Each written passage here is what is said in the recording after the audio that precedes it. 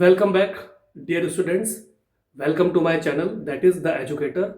So, students, today we are going to start our General English Speaking Part 9, in which I am going to teach you about some basics and information of our English language, about little bit of history of English language, and about grammar also. So, let's start our English Speaking Part 9. So, dear students, let's start our General English Speaking Part 9, in which we are going to discuss about the history of English language, little bit information about English language, and about some grammar also, yani means vyakaran, that how we use grammar in English language basically. So, let's start. General English Speaking Part 9, English language means अंग्रेजी भाषा. It is written in Roman script. The English language is basically written in Roman script, यानी जो हमारी अंग्रेजी भाषा है ये जो रोमन स्क्रिप्ट होती है ये रोमन स्क्रिप्ट में लिखी जाती है. It has 26 letters और alphabets A B C D E F G H I J K L M N O P Q R S T U V W X Y Z, both in uppercase and in lowercase. So basically जो English language है इसके जो letters हैं यानी alphabets हैं वो 26 यानी 26 हैं, जो मैंने आपको बताया A से लेके Z तक, जो आप अपर केस मतलब कैपिटल्स में भी लिख सकते हैं और स्मॉल अल्फाबेट्स में भी लिख सकते हैं. Means A B C D E F G H I J K L M N O P Q R S T U V W X Y Z. In upper case means in capital letters and lower case means in small alphabets also. In English language, in these 26 letters or alphabets, we have consonants. They are basically 21 letters which are denoted as consonants. तो consonants जो आपके होते हैं English language में वो 21 letters होते हैं. Vowels जिसमें आपके 5 लेटर्स vowels होते हैं, means 5 letters are vowels as you may be knowing. A E I O U. A E I O U are 5 letters which are basically vowels, and 21 letters are consonants, and total English alphabets are 26 from A to Z.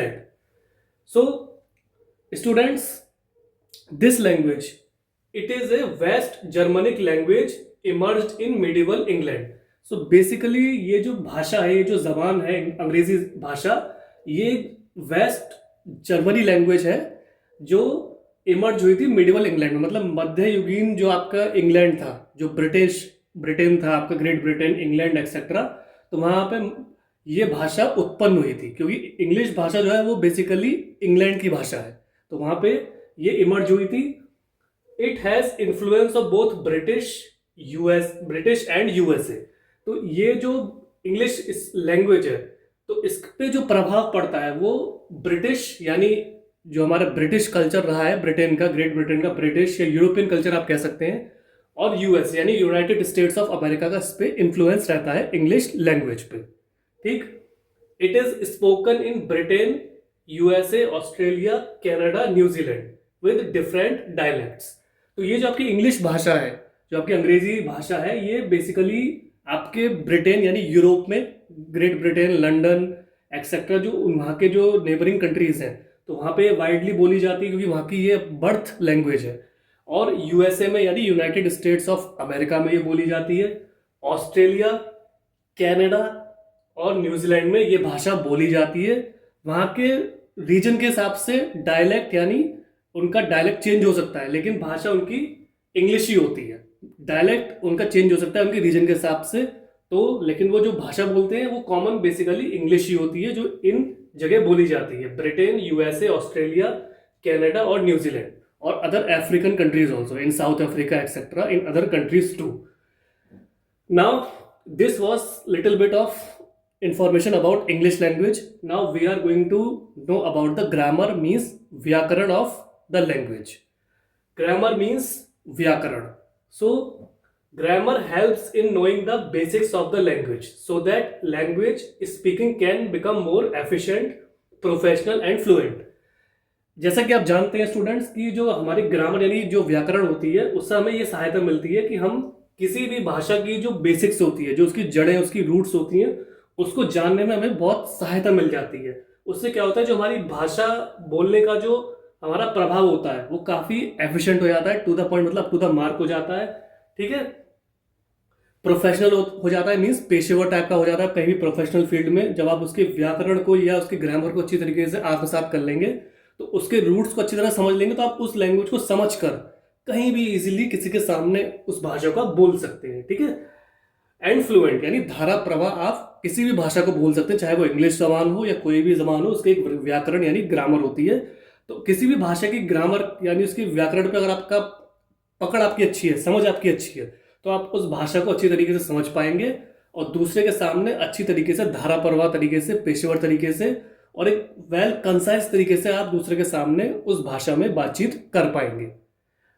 ठीक है, it is a system of rules governing the structure of sentences. ये एक तरह का एक system होता है, एक नियम होता है, जिसके तहत कुछ रूल्स बने होते हैं, कुछ रूल्स होते हैं जो एक सिस्टम के तरीके से काम करता है, जो बेसिकली जो आपके वाक्य होते हैं उनको जोड़ने में, उनको मिलाने में, जोड़ने में, उनके स्ट्रक्चर को गवर्न करने में ये बहुत सहायता प्रदान करता है। ठीक है, तो grammar helps in knowing the basics of the language so that language speaking can become more efficient, professional and fluent.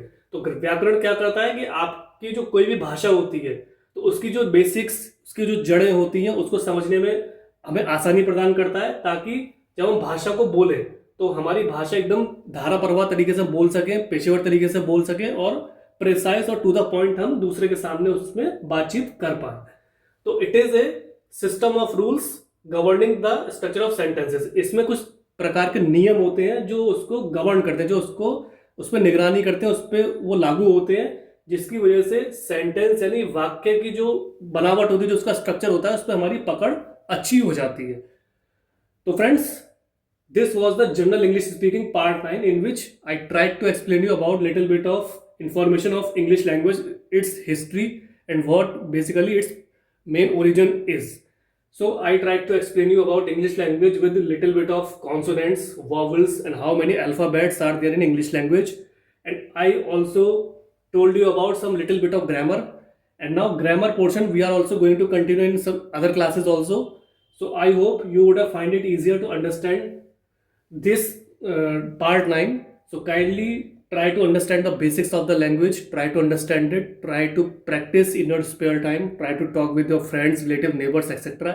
As I have already told you that if you will keep speaking English language daily confidently with another person, so what will happen, that your confidence will boost up, your personality will groom, and ultimately you will become a perfect and fluent English speaker in front of another person.